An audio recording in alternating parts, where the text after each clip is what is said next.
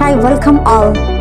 ഇന്നത്തെ ക്ലാസ്സിൽ ടൈമുമായി ബന്ധപ്പെട്ട 3 പ്രപ്പോസിഷൻ നമുക്ക് പഠിക്കാം. In, on, at. ഓക്കെ, അപ്പോൾ അതിൻ്റെ മുന്നേ നിങ്ങൾ ആദ്യമായിട്ട് എൻ്റെ ചാനൽ കാണുന്നെങ്കിൽ ഒന്ന് ലൈക്ക് ചെയ്യണേ, ഷെയർ ചെയ്യുക, സബ്സ്ക്രൈബ് ചെയ്യുക. നമുക്ക് ക്ലാസ്സിലോട്ട് പോകാം. എപ്പോഴാണ് അറ്റ് വയ്ക്കുക? അറ്റ് വയ്ക്കുന്നത് ഒരു മീൽ ടൈം പറയാൻ. മീൽ ടൈം എന്ന് പറഞ്ഞാൽ എന്താ? ഭക്ഷണ ടൈം പറയാൻ, അല്ലെങ്കിൽ ക്ലോക്ക് ടൈം പറയാൻ നമുക്ക് അറ്റ് വയ്ക്കാം. അവളിവിടെ ഡിന്നറിന് വരും. എങ്ങനെ പറയാ? She will come at dinner. She will come at dinner. അപ്പോൾ മീൽ ടൈം പറയാൻ നമുക്ക് അറ്റ് എന്നുള്ള പ്രപ്പോസിഷൻ വയ്ക്കാം. She will come at 3. അവളിവിടെ 3 മണിക്ക് വരും. She will come at 3. ഇതുകൂടാതെ അറ്റ് ഡോൺ എന്ന് പറയാം. At Don. എന്താ ഡോൺ എന്ന് പറഞ്ഞാൽ? പ്രഭാതം, മോർണിംഗ് എന്നുള്ള അർത്ഥം കേട്ടോ. Birds sing at dawn. പക്ഷികൾ മോർണിംഗിലല്ലേ, പ്രഭാതത്തിൽ പാടുന്നു. Birds sing at dawn. ഇനി അറ്റ് മിഡ് നൈറ്റ് എന്ന് പറയാം. അവൾ ബെഡിലേക്ക് പോകുന്നത് മിഡ് നൈറ്റിലാണ്. She goes to bed at midnight. She goes to bed at midnight. ഇനി ഇൻ എപ്പോഴാണ് യൂസ് ചെയ്യുന്നത്? ഇൻ എന്നുള്ള പ്രപ്പോസിഷൻ എന്തെങ്കിലും ഒരു ഇയർ, വർഷങ്ങൾ പറയുമ്പോൾ, മന്ത്സ്, മാസങ്ങൾ പറയുമ്പോൾ, സീസൺസ്, എന്തെങ്കിലും സീസൺ പറയുമ്പോൾ നമുക്ക് ഇൻ യൂസ് ചെയ്യാം. ഓക്കെ, നോക്കാം. ഇന്ത്യക്ക് 1947 സ്വാതന്ത്ര്യം കിട്ടിയത്. India got independence in 1947. India got independence in 1947. ഇനി നമുക്ക് ഒരു മന്ത് പറയാൻ യൂസ് ചെയ്യാം, അല്ലേ? ഇന്ത്യക്ക് ഓഗസ്റ്റിലാണ് സ്വാതന്ത്ര്യം കിട്ടിയത്. എങ്ങനെ പറയാം? India got independence in August. India got independence in August. മനസ്സിലായില്ലേ? ഇതുകൂടാതെ നമുക്ക് in the morning, in the afternoon, in the evening എന്നൊക്കെ പറയാം. അവനിവിടെ മോർണിംഗിൽ വരും.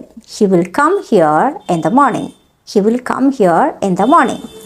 അപ്പോൾ ഇങ്ങനെയാണ് ഇൻ വയ്ക്കുന്ന പ്രപ്പോസിഷൻ്റെ യൂസേജ്.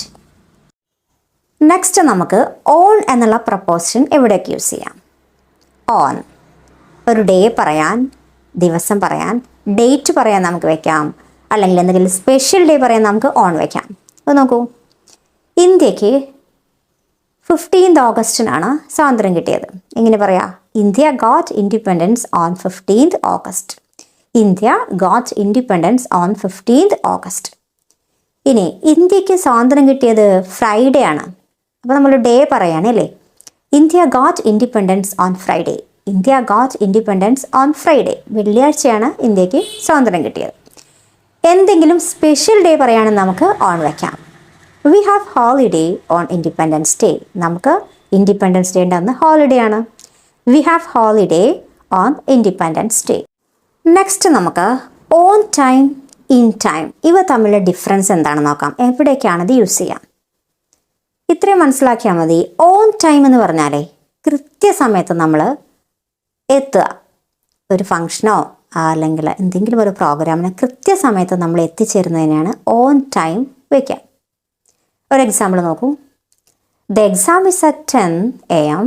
എക്സാം 10 മണിക്കാണ്. She reaches there at 10. അവൾ അവിടെ 10 മണിക്ക് എത്തുന്നു. അപ്പോൾ നമുക്ക് പറയാം എന്ത്? She is on time for the exam. അവൾ അവിടെ എക്സാമിന് കൃത്യസമയത്താണ്. മനസ്സിലായില്ലേ? അപ്പോൾ കൃത്യസമയത്ത് എത്തുന്നതിന് നമ്മൾ വെക്കുന്നതാണ് എന്ത്? On time. എന്നാൽ ഇൻ ടൈമിന് എപ്പോഴാണ്?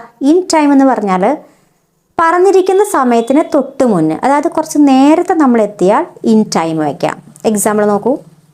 The exam is 10 AM. Exam 10 മണിക്കാണ്. She reaches there at 9:45. അവൾ അവിടെ 9:45 എത്തി. അപ്പം നമുക്ക് പറയാം she is in time for the exam. അപ്പോൾ അവിടെ അവൾ പറഞ്ഞിരിക്കുന്ന സമയത്തിന് മുന്നേ എത്തി, അതായത് കുറച്ച് നേരത്തെ എത്തി.